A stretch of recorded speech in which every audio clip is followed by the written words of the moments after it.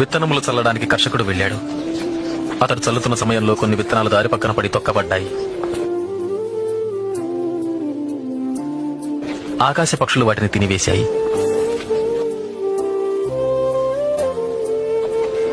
మరికొన్ని విత్తనములు రాతి నేలను పడ్డాయి. మొక్కలు మొలిచినను చెమ్మలైనందున ఆ విత్తనములు ఎండిపోయాయి.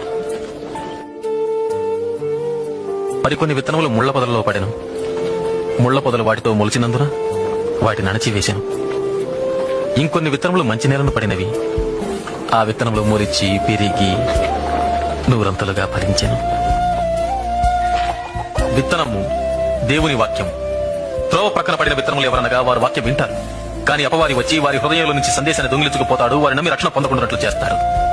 రాతి నేలను పడిన విత్తనములు ఎవరంటే వారు వింటారు, సందేశాన్ని అంగీకరిస్తారు కూడా, కానీ వీరు లేనందున కొంతకాలం మాత్రమే నమ్ముతారు. ముళ్ల పొదలలో పడిన విత్తనాలు ఎవరనగా వారు వింటారు, కానీ ఈ జీవన సంబంధమైన విచారముల చేతను ధనభోగముల చేతను అణచివేయబడి తద్వారా ఫలింపని వారు. మంచి నేలను పడిన విత్తనాలు ఎవరనగా యోగ్యమైన మంచి మనసుతో వాక్యము విని హృదయములో భద్రపరచి దానిని అవలంబించి ఓపికతో ఫలించువారు.